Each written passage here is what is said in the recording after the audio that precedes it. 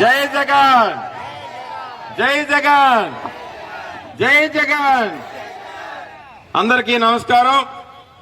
ఈరోజు ఈ ప్రచార కార్యక్రమానికి విచ్చేసినటువంటి తండ్రి సమానులైనటువంటి పెద్దలు, గౌరవనీయులు, రాజ్యసభ సభ్యులు వైవి సుబ్బారెడ్డి గారికి, మంత్రివర్యులు పెద్దలు బొత్స సత్యనారాయణ గారికి, పార్లమెంట్ సభ్యురాలు సత్యవతమ్మ గారికి, వేదిక మీద ఉన్నటువంటి వైఎస్ఆర్ పెద్దలకు, నాయకులకు, వేదిక ముందు ఉన్నటువంటి విజయరామరాజుపేట అక్క చెల్లమ్మలకు, అన్నదమ్ములకు, పెద్దమ్మలకు, చిన్నమ్మలకు అందరికీ చేతులు జోడించి ధన్యవాదాలు తెలుపుకుంటూ, రేపు 13వ తారీఖున జరగబోయే ఎన్నికల్లో మీ అందరి ఆశీస్సులు, మీ అందరి సహకారం తీసుకోవడం కోసం ఈరోజు మీ ముందుకు రావడం జరిగింది. ఒక్కటే ఆలోచించండి, 5 సంవత్సరాల పాటు 2019 నుంచి ఈ రోజు వరకు జగన్మోహన్ రెడ్డి గారి పాలనలో మీ కుటుంబాలకి మంచి జరిగింది అని అనుకుంటే తప్పకుండా రేపు సోమవారం నాడు జరగబోయే ఎన్నికల్లో ఫ్యాను గుర్తుకి 2 ఓట్లు వేసి జగన్మోహన్ రెడ్డి గారికి కృతజ్ఞతగా మనందరమీ అండగా ఉండాల్సిన సమయం. దయచేసి మీ అందరూ కూడా, ప్రతిపక్ష పార్టీలు మీరు చూస్తున్నారు, ఎలక్షన్ వచ్చినప్పటి నుంచి 3000 రూపాయల పెన్షన్ వాలంటీర్లు ఇంటికి తెచ్చిస్తుంటే వాలంటీర్లు సర్వీస్ ఆపాలని కంప్లైంట్ పెట్టారు తెలుగుదేశం పార్టీ నాయకులు. అదేవిధంగా పోయిన నెల సచివాలయాలకు వెళ్లి తీసుకోవాలని చెప్పారు. అంటే అవ్వాతాతలు, పేదలు, వికలాంగులు వీళ్ళందరినీ ఇబ్బంది పెట్టాలనేటువంటి లక్ష్యంగా తెలుగుదేశం పార్టీ నాయకులు, ప్రతిపక్ష పార్టీ నాయకులు ముందుకు పోతా ఉన్నారు. ఈ నెల పెన్షన్ బ్యాంకులకు వెళ్లి తీసుకోవాలని చెప్పారు. దయచేసి గమనించండి, 14 సంవత్సరాల పాటు 3 సార్లు మీరు తెలుగుదేశం పార్టీకి అవకాశం ఇచ్చారు. ఏ ఒక్క పథకమైనా ఈ రోజు ఇక్కడ ఉన్నటువంటి అక్క చెల్లమ్మలు గాని, అవ్వాతాతలు గాని ఏ ఒక్క పథకమైనా తెలుగుదేశం పార్టీ హయాంలో మీరు గుర్తుంచుకునేలాగా అందించారా అని ఒక్కసారి ఆలోచించండి. జగన్మోహన్ రెడ్డి గారి పాలన చూశారు. 2019 నుంచి ఈ రోజు వరకు మీ అందరికీ 3000 రూపాయల పెన్షన్ మీ ఇంటికి వచ్చిందా లేదా? అదే విధంగా రైతు భరోసా, ఆసరా, చేయూత ఇలా ఎన్నో పథకాలు లంచాలకి తావు లేకుండా డైరెక్ట్ గా మీ అకౌంట్ లోకే వచ్చే విధంగా జగన్మోహన్ రెడ్డి గారు అమలు చేశారు. మీ అందరూ దాన్ని గమనించి రేపు జరగనున్న ఎన్నికల్లో ప్రతిపక్ష పార్టీలు చేస్తున్నటువంటి ఆరోపణలు గాని, అబద్ధపు హామీలు గాని, ఒకప్పుడు 3 సార్లు ముఖ్యమంత్రి చేసినటువంటి వ్యక్తి ఏ ఒక్క పథకము కూడా అమలు చేయక ఈ రోజు మేనిఫెస్టోలో జగన్మోహన్ రెడ్డి గారి కంటే ఎక్కువ ఇస్తామని చెప్తున్నారు. దాన్ని మీరు నమ్ముతారా? మీరు నమ్ముతారా? జగన్మోహన్ రెడ్డి గారు 5 సంవత్సరాల పాటు ఇచ్చిన మాట ప్రకారం నవరత్నాల్ని అమలు చేసి మళ్లీ మీ ముందుకి ఈ పథకాలు ఏవైతే ఉన్నాయో ఇంతకన్నా మెరుగ్గా ఏ పథకాలైతే నిజంగా అమలు చేయగలమో కంపెనీలు ఏర్పాటు చేసి ఈ ప్రాంతంలో ఉన్న యువతకి ఉపాధి అవకాశాలు కల్పిస్తాను. అవతల ఉన్న వ్యక్తికి రామకృష్ణ గారికి మీరు ఎమ్మెల్యేగా అవకాశం ఇచ్చారు, ఎంపీగా అవకాశం ఇచ్చారు. మీ దయ వల్ల, వైఎస్ఆర్ గారి దయ వల్ల మంత్రిగా కూడా అయ్యారు. ఏ ఒక్క రోజైనా 15 సంవత్సరాల పాటు మీకు అందుబాటులో ఉన్నారా అని గమనించండి. దయచేసి ఒక్క అవకాశం ఇవ్వండి.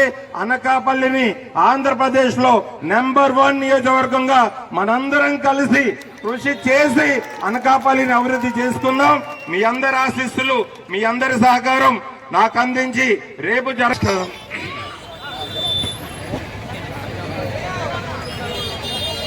ప్రచారంలో భాగంగా విజయరాంపేట వచ్చాం. మిమ్మల్ని అర్థించడానికి వచ్చాం, మీతో విషయం పంచుకోవడానికి వచ్చాం.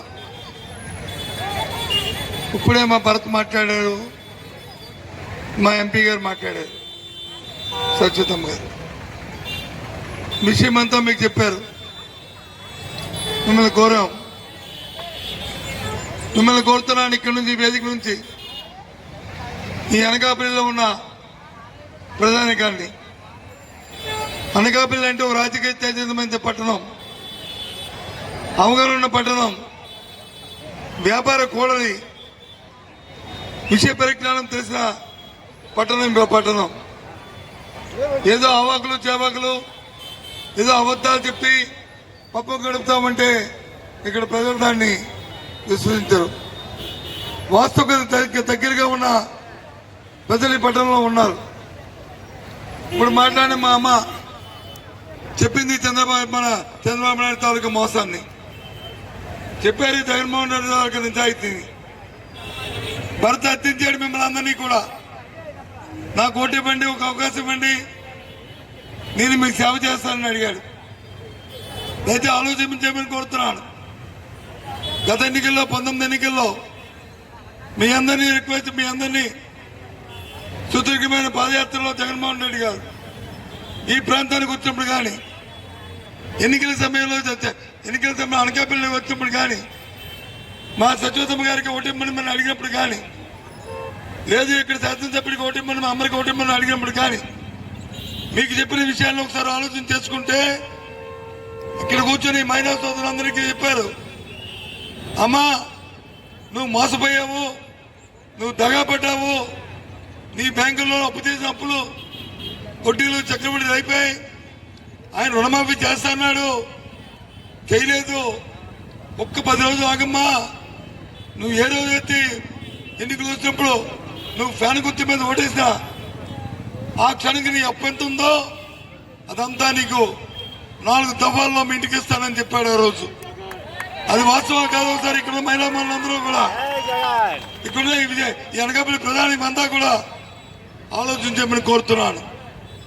ఎందుకంటే ఎన్నికలంటే ఏదో మోసం చేసి మాయ చేసి కాదు, నిజాయితీగా ఇచ్చిన మాట నిలబెట్టుకోవాలనేది ఇవాళ జగన్మోహన్ రెడ్డి కోరిక.